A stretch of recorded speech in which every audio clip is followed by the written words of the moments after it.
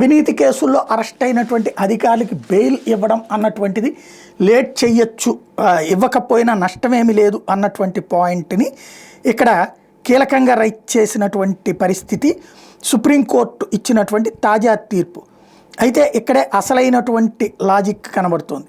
ఏంటయ్యా అంటే, ఈ అవినీతి పరులకు స్వేచ్ఛను నిరాకరించే విషయంలో న్యాయస్థానాలు వెనకాడకూడదు, అవినీతి రహిత సమాజం కోసం అలా చేయడం అవసరమే. ఇది సుప్రీంకోర్టు పేర్కొంది. అవినీతి ఆరోపణలు ఎదుర్కొన్న ఒక అధికారికి ముందస్తు బెయిల్ని నిరాకరిస్తూ పంజాబ్ హర్యానా హైకోర్టు ఇచ్చిన తీర్పును సమర్థిస్తూ పిటిషన్ కొట్టేసింది. Justice J B Pardiwala, justice R మహదేవన్ల ధర్మాసనం ఈ కేసును విచారించి, అవినీతి అత్యంత ప్రమాదకరమైంది, నిందితులు స్వేచ్ఛపై మరీ ఉదారంగా ఉండటం తగదు, ప్రజలకు న్యాయం చేయాలన్న పరమోద్దేశాన్ని ఇది కొన్నిసార్లు ఓడిస్తుంది. ఒక గ్రామ పంచాయతీల అభివృద్ధి పనుల ఆడిట్లో అక్రమ లబ్ధికి నిందితులు లంచం డిమాండ్ చేసినట్టు ఆరోపణ వచ్చింది.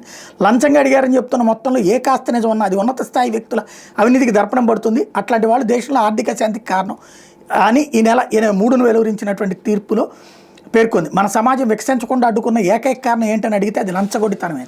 మరి ఇప్పుడు ఆ లంచగొండితనం రాజకీయాల్లో విపరీతంగా ఉంది. అట్లాగే ఇదే వ్యవస్థల చుట్టూతంతా ఉంది.